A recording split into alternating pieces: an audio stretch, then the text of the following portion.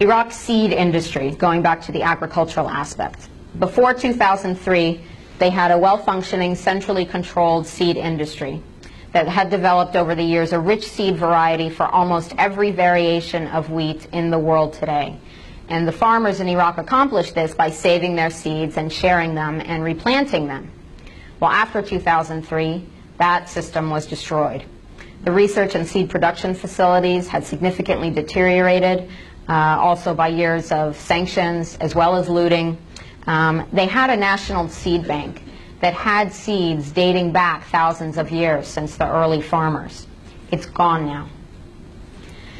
And now the supplies of seed demand are supplying only 4%, and that's back in 2005. Now, Paul Bremer came in after the invasion, and you may know Bremer's 100. If you do Pilates, that's a little bit different from the Pilates 100. This is Bremer's 100. That's a joke for those of you who don't do Pilates. His first 100 orders, which were decreed, and no elected Iraqi government that comes after Bremer has the power to alter them, which is apparently the foundation of a democracy in someone's book, not the dictionary. Anyway, Order 81 is important because it affected the agriculture in Iraq, and it's got a legal name: Patent Industrial Design, Undisclosed Information, Integrated Circuits, and Plant Variety Law.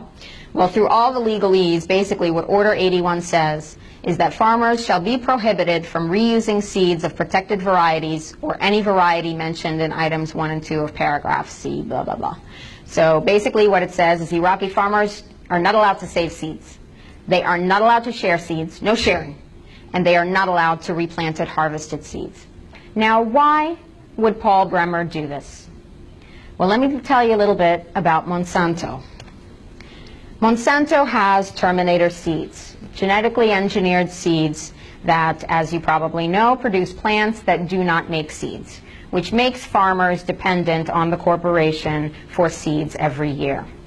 Now, Monsanto and Dow Chemical and the Cargill Corporation, they all have an interest here because they're all manufacturing either the seeds or the chemicals to treat those plants with.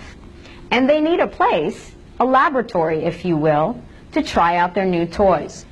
So, Cargill Corporation, a grain conglomerate, their former vice president, Daniel Amstutz, was made the agricultural advisor to Iraq, also a former USDA official. Now it was very staggering to me and also very clarifying for me to understand that across the board, from agriculture to mercenaries to oil, this is about corporate profit. And these corporations were like drooling on the possibility of using their terminator seeds there. Iraq becomes the laboratory for genetically modified wheat. They gave Iraqi farmers 6 types of wheat to grow, only 6. 3 of them are for wheat for pasta. Iraqis don't eat pasta. So a population that is starving to death is given seeds to make half of their production for exports. And who's going to make money off of that?